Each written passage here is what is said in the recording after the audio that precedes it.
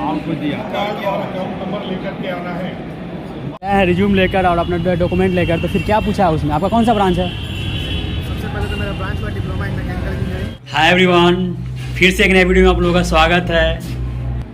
आज की वीडियो में आप लोगों को बताने वाले हैं गाइज, हमारे दोस्त का एक इंटरव्यू है जो कि अपेंडिसिप के लिए है। और अपेंडिसिप में क्या होता है गाइज, ट्रेनिंग के लिए कंपनियां आती है और सिलेक्शन करके ले जाती है, जो कि पटना में होने वाला है। और पटना में कहाँ पे होने वाला बताते चलिए आप लोगों को। तारामंडल के पास आयोजन किया गया है और देश के 20 कंपनियां आई हुई है जो कि इंटरव्यू लेने वाला है। और उससे पहले क्या होता है गाइज बताते चले आप लोगों को, रजिस्ट्रेशन करके जाना पड़ता है और रजिस्ट्रेशन के साथ रिज्यूम भी ले जाना पड़ता है। फाइनली दोस्तों हम लोग तारामंडल के पास आ गए हुए हैं, जो कि आप लोग सामने में देख पा रहे होंगे तारामंडल है। चलिए गाइज हम लोग अब अंदर चलते हैं, देखते हैं वहाँ पे क्या हो रहा है, कैसे हो रहा है, क्या मतलब प्रोसेस है। फाइनली गाइज हम लोग आ गए हुए हैं तारामंडल के पास, और जो कि हमारे मुकेश जी हैं यहाँ पे, और सब अपने अपने काम पे लगे हुए हैं और लिस्ट में नाम अपना देख रहे हैं। लिस्ट में नाम देखने के बाद आगे का प्रोसेस होगा। 3 शिफ्ट में किया गया है गाइज। ये जॉब वाला प्रोसेस होने से पहले एक वेबिनार का आयोजन किया गया है, जो कि उसमें जाना अनिवार्य ही है।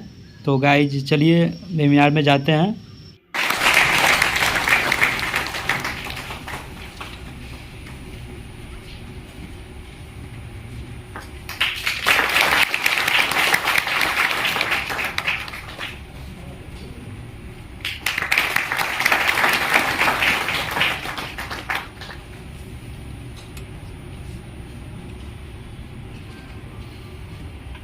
Thank you so much.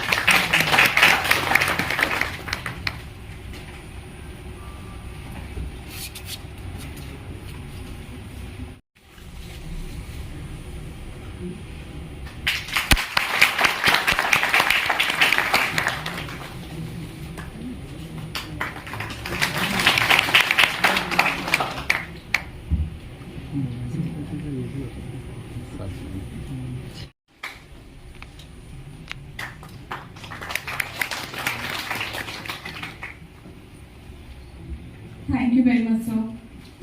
अब तक सैद्धांतिक ज्ञान या कुछ जो प्रैक्टिकल आपने किए, और इंडस्ट्री का जो डिमांड है उसके गैप को ब्रीज कर, ताकि आप अप्रेंटिसशिप में जाकर के हैंड ऑन प्रैक्टिस करके इंडस्ट्री के डिमांड के अनुरूप अपने आप को स्किल कर सकें, जिससे आपको जॉब मिलने में कठिनाई ना हो, जॉब मिलने में आसानी हो। उद्देश्य इसका इतना ही है।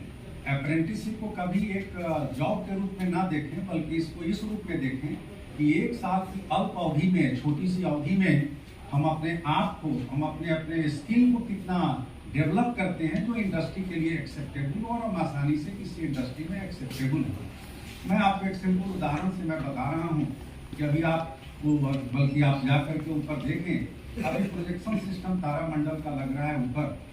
उसके जो लेबर आए हैं कलकत्ता से, जो मजदूर काम कर रहे हैं, जिस दिन वो आए तो मैंने उनसे पूछा कि क्या आप लोग इसमें एक्सपर्टीज आपका है?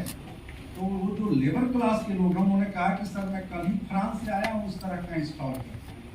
और एक जो मजदूर जिनको कोई औपचारिक रूप से शिक्षा प्राप्त नहीं है, तकनीकी शिक्षा, लेकिन वो ग्लोबल लेवल पे, तो मैंने उनसे पूछा कि आप किस किस कंट्री में जाकर के काम आपने किया है?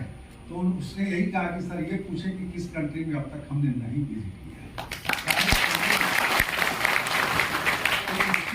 स्किल की ये ताकत होती है कि जिसने अपने स्किल के बदौलत उस डिग्री को पीछे छोड़ दिया, अब आप उससे कोई डिग्री नहीं मांगता है कि आपने डिप्लोमा किया या डिग्री किया, उससे मात्र स्किल पूछे।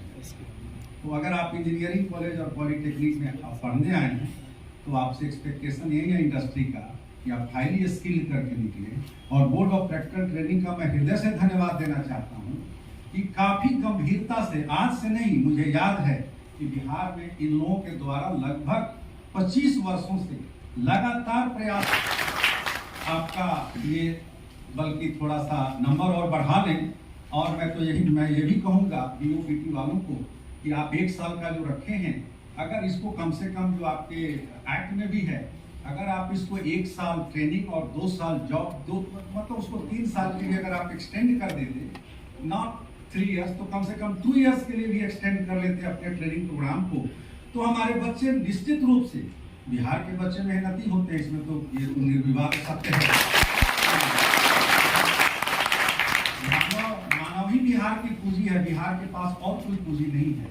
हमारे पास जो पूंजी है वो मानव बल ही पूंजी है, और मानव बल अगर पूंजी को हम सही दिशा दे दें तो इससे बड़ी पूंजी कोई हो भी नहीं सकती। और इसमें बीओपीटी एक महत्वपूर्ण भूमिका निभा सकती है और निभा रही है।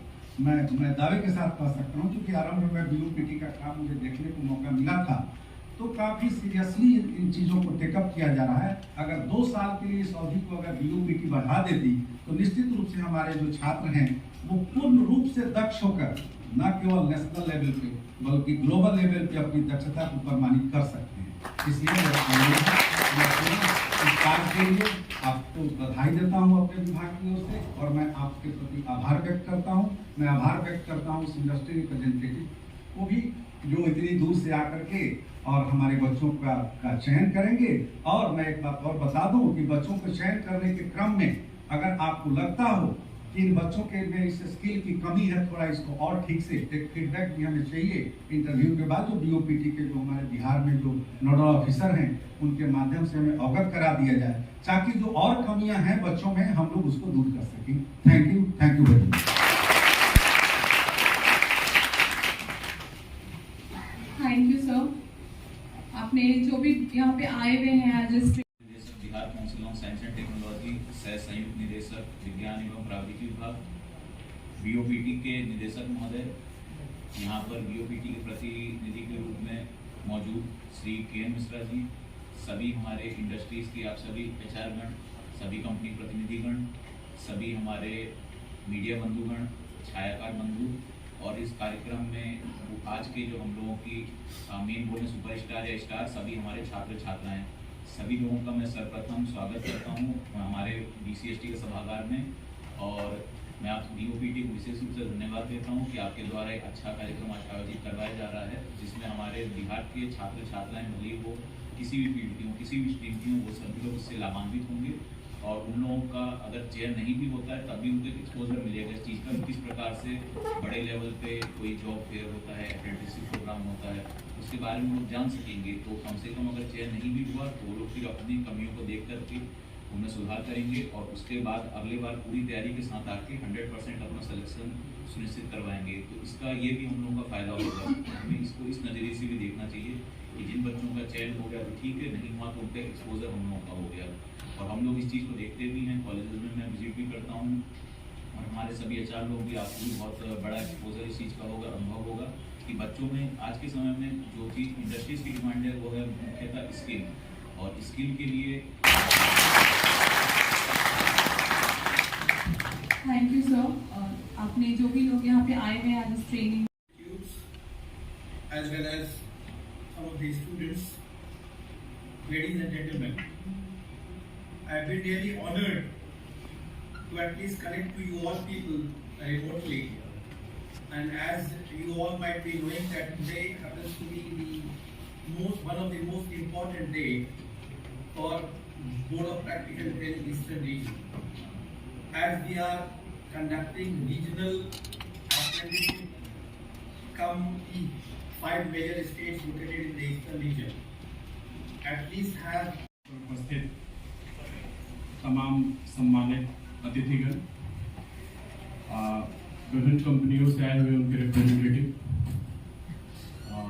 यहाँ पे उपस्थित सारे वॉलंटियर्स, स्टूडेंट्स, मैं Aditya Bhardwaj board of practical training eastern region के विशेष कार्याधिकारी होने के नाते आपकी इस सभा में उपस्थिति को लेकर आपके प्रति अपनी हार्दिक कृतज्ञता जाहिर करता हूँ।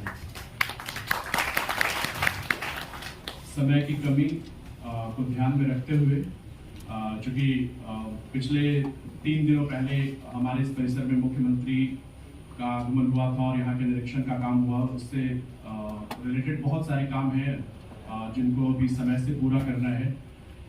ऐसे व्यस्त समय से भी वैभव सर आपने अपना समय निकाला, आनंद सर आपने अपना समय निकाला, इसके लिए पुनः आपको बहुत बहुत धन्यवाद, बहुत बहुत आभार। और यहाँ पे जितने भी लोग हैं मैं उनको बस ये बताना चाहता हूँ कि सर की समय के कारण, कमी के कारण अभी हम लोग प्रोग्राम यहाँ पर थोड़ी देर के लिए बंद करेंगे। सर के जाने के बाद बाकी आगे की जितनी भी जानकारी है अभी हम आप लोगों को कम्युनिकेट करेंगे, किनको कहाँ पे कौन सा सीट अलॉट हुआ है, कैसे बच्चे उन तक पहुँचेंगे। चूंकि ये जो प्रोग्राम है इसका जो मकसद है वह हर बच्चे को आप तक पहुँचाना और हर कंपनी को बच्चे तक पहुँचाने का काम है, और इसे हम यथाशीघ्र और यथासंभव पूरा करेंगे। तो एक बार मैं पुनः आप सबको धन्यवाद देता हूं और आगे कार्यक्रम के लिए सर से जाना चाहता हूं। सर हम लोग आगे इस चीज को कैरी फॉरवर्ड करें। बहुत बहुत धन्यवाद। फाइनली गाइज हम लोग अब बाहर आ गए हुए हैं, वेबिनार ख़त्म हो गया। और गाइज जब आगे का प्रोसेस शुरू होगा, जो कि पेपर के थ्रू अब काम होगा, कुछ देर के लिए हम लोग आराम करने आए हैं यहाँ पार्क में। और गाइज आप लोगों को बताते चले, अगर आप लोग भी यहाँ आना चाहते हैं तो कैसे प्रोसेस है, क्या करना पड़ता है गाइज, तो आप लोग तो ब्रांच की बात करें और विषय की बात करें तो डिप्लोमा होल्डर, बीटेक होल्डर या बीए होल्डर या बीएससी या बीकॉम जो भी हैं आ सकते हैं। उसके लिए क्या करना पड़ेगा गाइज, तो उसके लिए आपको सबसे पहले रजिस्ट्रेशन करना पड़ेगा, और रजिस्ट्रेशन करने के बाद आपको यहाँ आना पड़ेगा। और गाइज रिज्यूम की बात करो तो रिज्यूम भी लगता है यहाँ पे। उसके बाद अपना सीरियली वाइज यहाँ पे पेपर को एकत्रित किया जाता है। एकत्रित करने के बाद आपको वारी वारी से कंपनी के पास भेजाया जाता है। भेजाने के बाद आगे का प्रोसेस होता है, जो कि आपको अंदर जाने के बाद आपको इंटरव्यू लेगा कंपनी के थ्रू, और उसके बाद आगे का जो प्रोसेस होगा आपको क्लियरली आज नहीं बता पाएगा, कुछ दिन के बाद या कुछ घंटे के बाद लिस्ट जारी करेगा। उसके बाद आप अपना लिस्ट में नाम देख सकते हैं। देखने के बाद आपको पता चल जाएगा कि मेरा सिलेक्शन हुआ या नहीं हुआ। जो कि आप लोगों को बताते चले कि सिलेक्शन हो जाता है तो फिर मेरा वेतन कितना रहेगा, और वेतन रहने के बाद आपको कितना साल का ट्रेनिंग करना पड़ता है। तो गाइज बताते चले आप लोगों को, ये अगर जॉब मिल जाता है तो ये अपेंडिसिप है, ट्रेनिंग के एक होता है जो कि साल भर के लिए यहाँ पे रखा गया है।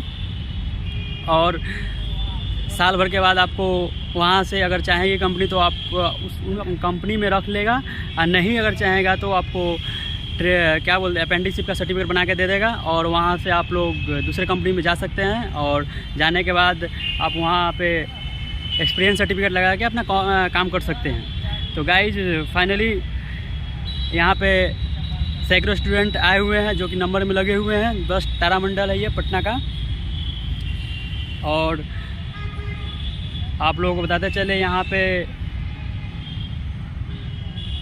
आयोजन किया गया था तारामंडल के पास। फाइनली गाइज आप लोगों को काउंटर के पास लेकर चलते हैं और तारामंडल के अंदर भी लेकर चलते हैं। चलिए गाइज।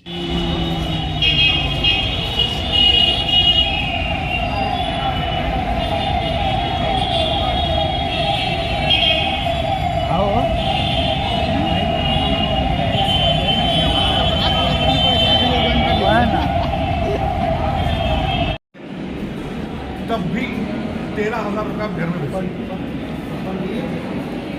आपको दिया है।